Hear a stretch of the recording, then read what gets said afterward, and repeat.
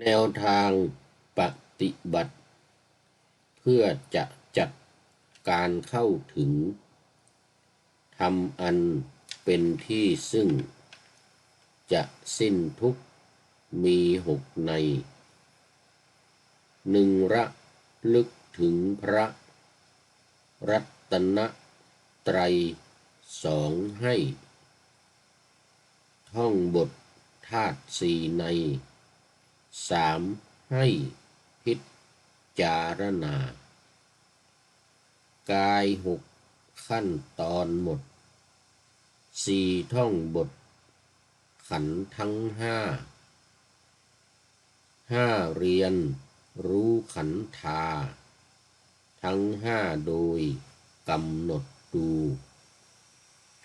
ลักษณะขันธ์5เกิดดับว่าไม่เที่ยงอยู่ 6. กำหนดขันธ์สู่อริยสัจ4 ใน ขอถวายความนอบน้อมแด่พระรัตนตรัยมีพระพุทธเจ้าเป็นต้นขอถวายความเคารพพระมหาเถระพระเถรานุเถระเจ้าคณะพระสังฆาธิการทั่วโลก มีพระเดชพระคุณพระธรรมเสนาบดีเจ้าคณะภาค7วัดพระธาตุดอยสุเทพเป็นต้นและขออำนวยพรแด่ท่านผู้ฟังท่านผู้ชมสาธุชนพุทธบริษัททั้งหลายวันนี้รายการนาวาวังทองของวัดพระธาตุดอยสุเทพราชวรวิหารออกอากาศทางสถานีวิทยุพระพุทธศาสนาแห่งชาติและ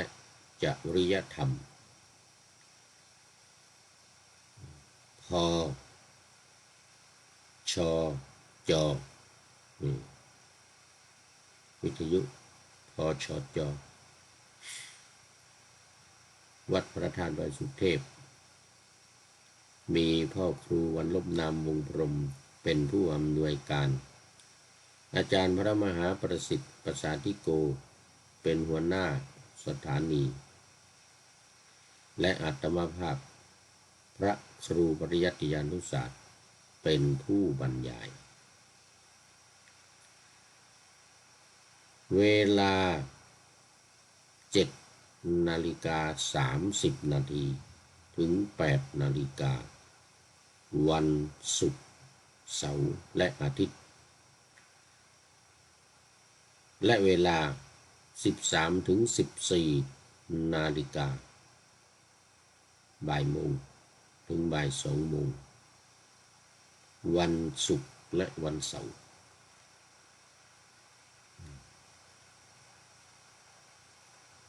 และสถานีวิทยุเพื่อการศึกษาพระพุทธศาสนาและวัฒนธรรมวัดฝายหินตำบลสุเทพอำเภอเมืองจังหวัดเชียงใหม่มีพระครูสมุวิสุวัตรวรกิจโจเป็นผู้อำนวยการออกอากาศเวลา 17-18 นาฬิกา5 โมงเย็น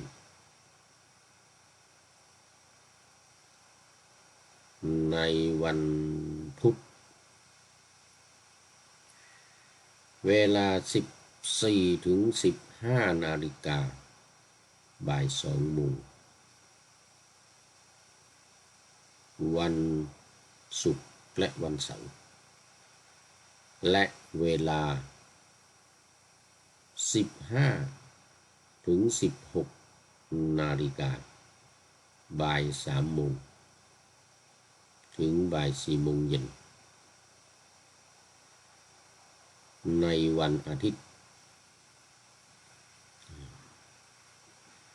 ส สำหรับวันนี้ก็เย็นน่าดูต่ำสุด2 องศาเนี่ยเมื่อตี 3 ตี 4ที่ผ่านมาแล้วก็ขณะนี้4 องศาเนี่ย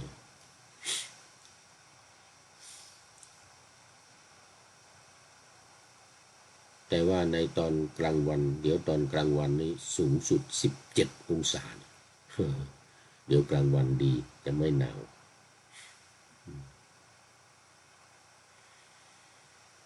เอาละตอนนี้ก็เข้ามาสู่เนื้อหาสาระของธรรมะกันเลยนาวาวังทองวันนี้พูดถึงวิธีการปฏิบัติ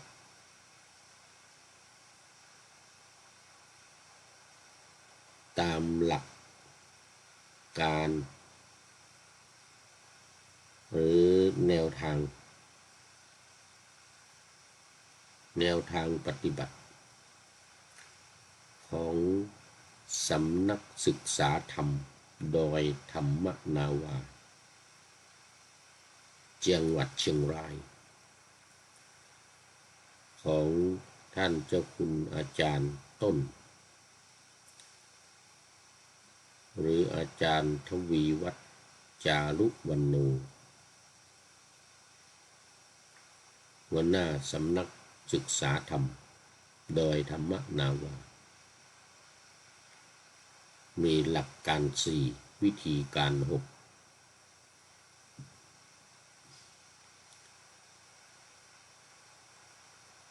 หลักการ4ก็คือ 1. ระลึกพระรัตนตรัย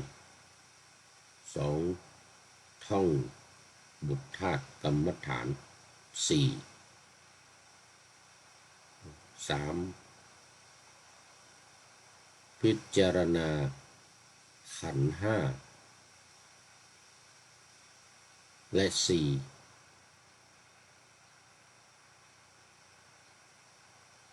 กำหนด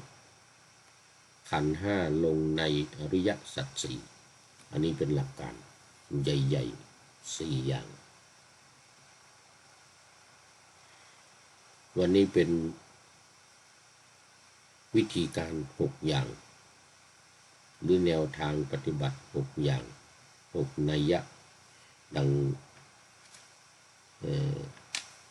ปาฐนาธรรมาสไว้ว่าแนวทางปฏิบัติเพื่อจะจัดการเข้าถึงธรรมอันเป็นที่ซึ่งจะสิ้นทุกข์มี6ใน 1. ระลึกถึงพระรัตนตรัย 2. ให้ท่องบทธาตุ4ใน 3. ให้พิจารณากาย6ขั้นตอนหมด 4. ท่องบทขันธ์ทั้ง5 เรียนรู้ขันธาทั้ง5โดยกำหนดดูลักษณะขันธ์5เกิดดับว่าไม่เที่ยงอยู่ 6. กำหนดขันธ์สู่อริยสัจ 4ในนี่เป็นวิธีการ6อย่างโดยขยายข้อ2ขยายข้อ2คือท่องบทขันธ์5ท่องบทธาตุ4ท่องบทธาตุกรรมฐาน4เนี่ยข้อ2แล้วขยายไปเป็นขยายข้อ3คือการกำหนดพิจารณากาย6ขั้นตอนพิจารณากาย6ขั้นตอน ข้อ3จึงไปเป็นข้อ4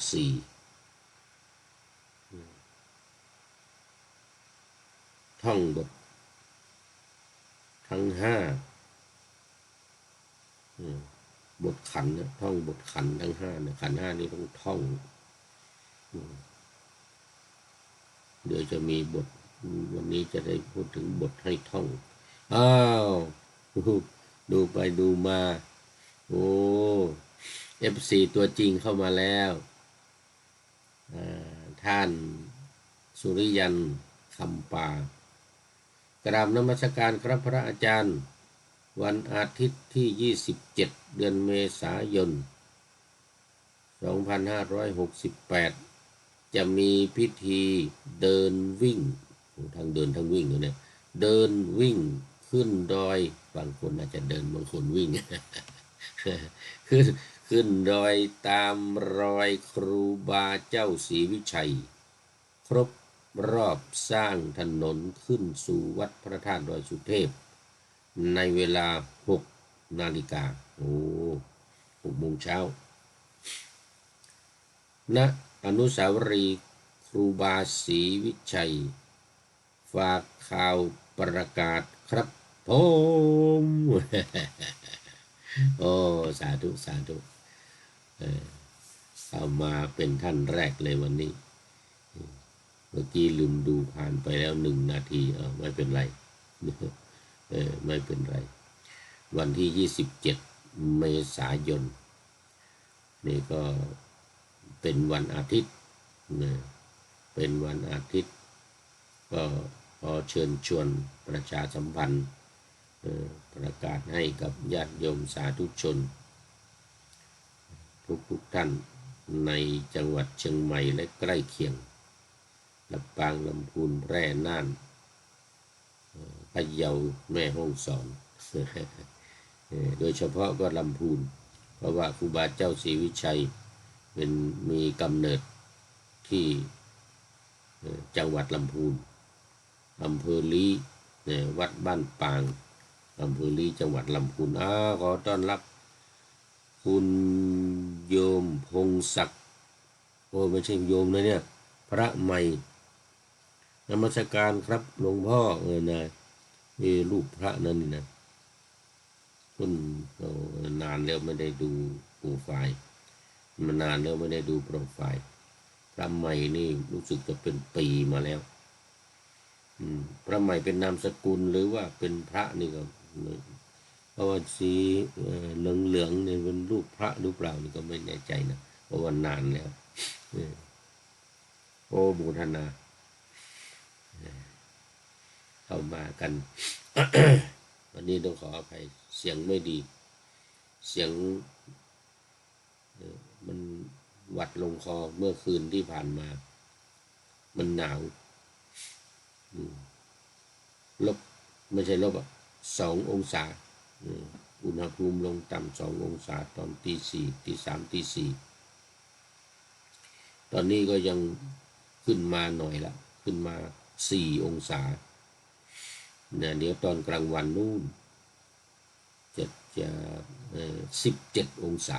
ตอนนี้คุณจะขึ้นไปเรื่อยๆนะคุณจะขึ้นไปเรื่อยๆเพราะว่าขณะนี้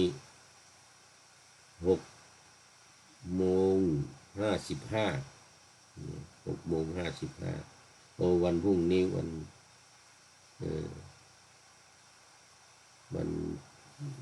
อาทิตย์27วันบันทึกเสียงนี่ขออภัยนะท่านผู้ฟังเพราะว่าบันทึกเสียงล่วงหน้ามาขณะที่ ขณะที่บันทึกเสียงอยู่นี่มันเป็นวันที่26ใกล้จะ7 โมงแล้วใกล้จะ7 โมงใกล้จะ7 นาฬิกา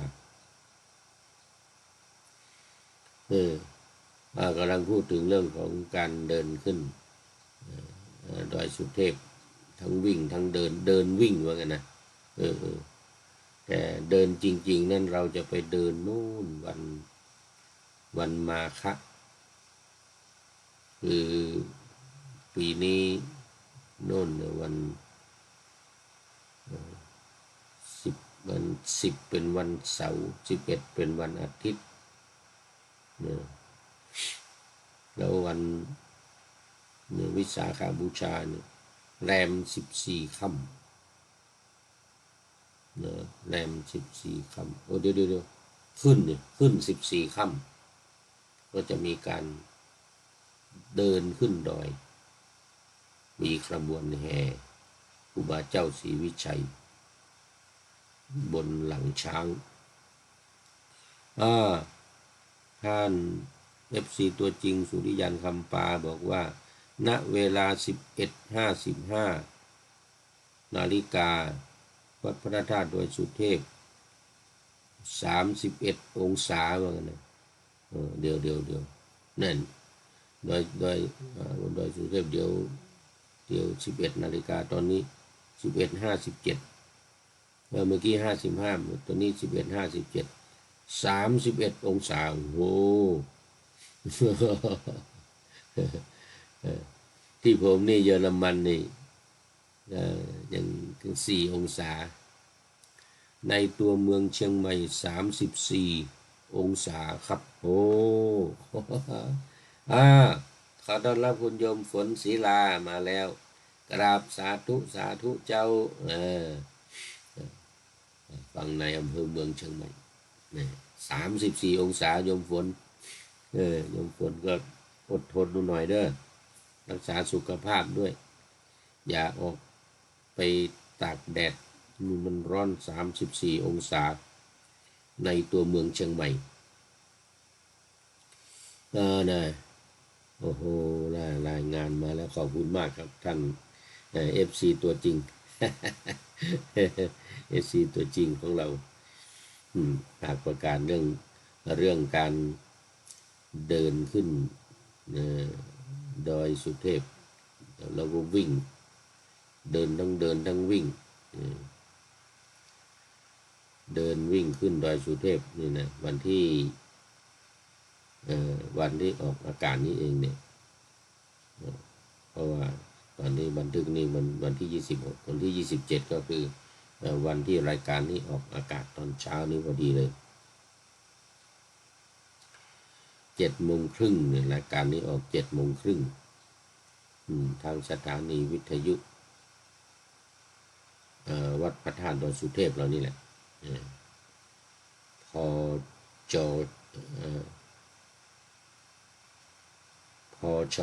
นี่แหละพอชจนี่แหละพระพุทธศาสนาแห่งชาติ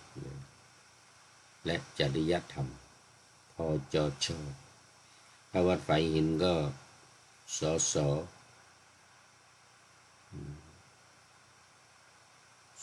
วหรือไงนี่นะวัดไฟหินนี่นะเพื่อการศึกษาพระพุทธศาสนาและวัฒนธรรมสสวถูกไหมสสวคุณโยมฝนศิลาวันนี้มาโรงทานของหวานเจ้าโรงทานของหวานที่ดอยสุเทพหรือเปล่าเดินขึ้นดอยสุเทพ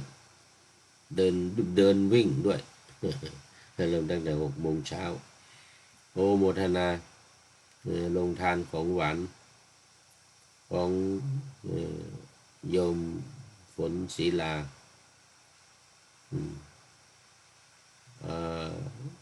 ขออนุโมทนาบุญด้วยที่บอกบุญมา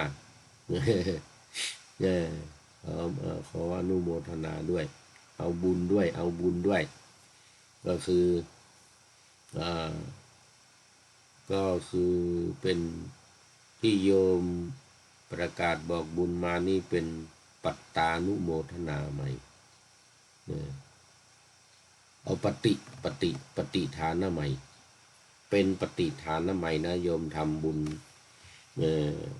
กิริยาวัตถุ10นี่นะเป็นข้อนี้เป็นข้อ6ปฏิฐานใหม่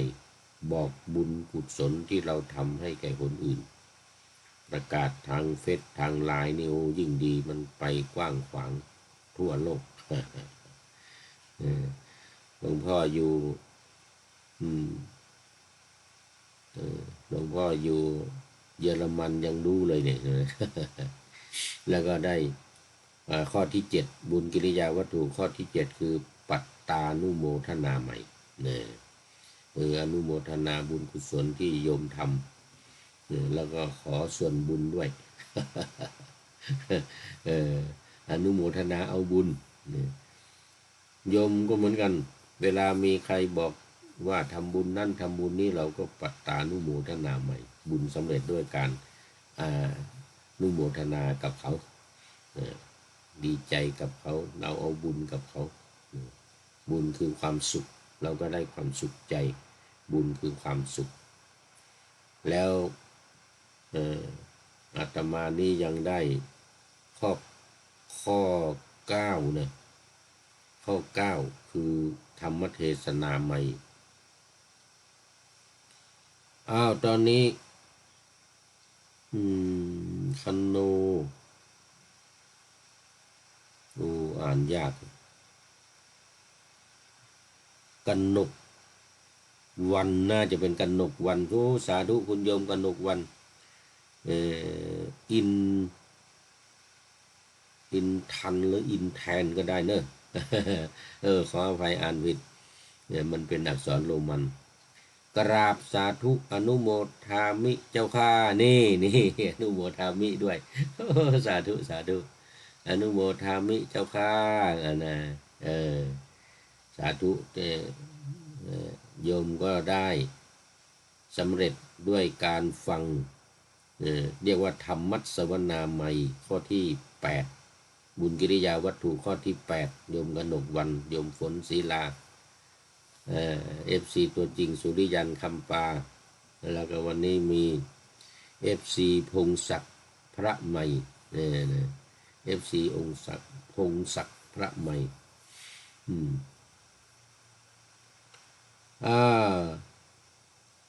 คุณโยมกนกวันอินทันหรืออินแทนนะโมทนาจึงเป็นอย่างยิ่งโมทนาเป็นอย่างยิ่งวันนี้ได้บุญหลายขั้นตอนหลายขั้นตอนงานไหว้สาปารมีพระบรมธาตุเจ้าดอยสุเทพจะเริ่มในวันที่4 พฤษภาคม 2568 ถึงวันที่10พฤษภาคมวันที่10คือวันขึ้น14 ค่ำ 2568 จะมีการแสดงพระธรรมเทศนาทุกคืนครับทุกคืนครับผมระหว่างวันที่4ถึงวันที่10พฤษภาคม 2568 ณ มณฑลพิธีวัดพระธาตุดอยสุเทพจังหวัดเชียงใหม่ครับผมFC ตัวจริงของเรานี่ท่านสุริยันคำป่าบอกเป็นประจำเป็นเวลา7 วันนะนี่4 5 6 7 8 9 10 7 วันเริ่มตั้งแต่วันที่4ถึงวันที่10พฤษภาที่วัดพระธาตุดอยสุเทพเยอรมันนี่ก็มีการปฏิบัติธรรมวันที่10วันที่11 2 วันวันเสาร์กับวันอาทิตย์นี่ญาติโยมที่นี่ก็จะว่างในวันหยุดงานหยุดการกันเขาเรียกว่าวีคเอนวีคเอนเสาร์อาทิตย์หยุดงานก็มาปฏิบัติธรรมกรรมฐานถือศีล8รับศีล8บวชเป็นชีพราหมณ์นุ่งผ้าขาวบวชเป็นชีพราหมณ์นุ่งผ้าขาวที่นี่นะวัดพระธาตุดอยสุเทพเยอรมันที่วัดพระธาตุดอยสุเทพเชียงใหม่ก็พ่อนานวุฒิชาติก็คงจะนำญาติโยมมา FC ของของอาจารย์ปนานวุฒิชาติก็คงมาปฏิบัติธรรมเหมือนเดิมมานอนปฏิบัติธรรม1 คืนเหมือนกันมานอนวันที่14วันที่10ถึงวันที่11เหมือนเดียวกันเหมือนเดียวกันกับวัดพระธาตุเยอรมันวัดพระธาตุเยอรมันก็เหมือนเดียวกันเอาแนวมาจากวัดพระธาตุดอยสุเทพเชียงใหม่เอาเป็นวัดเดียวกันแต่ว่ามันเป็นสาขาออกมาโอ้ขอบคุณFC ตัวจริงท่านสุริยันคำปามากวันนี้ประชาสัมพันธ์งานมาวัดพระธาตุดอยสุเทพของเราวันที่4ถึงวันที่10พฤษภาคมนู้มาฟังเทศมาฟังเทศธรรมเทศนาทุกคืนสมัยหลวงพ่ออยู่นี่ก็เทศ1 วันเหมือนกันเน้น1 วันเทศเกี่ยวกับวิสาขบูชานี่7 วันเลย4 ถึง 10ก็เชิญชวนญาติโยมทุกท่านก็ประชาสัมพันธ์ซึ่งเป็นประจำทุกปีแล้วแต่ว่าวันนั่นแหละมันจะเปลี่ยนวันแต่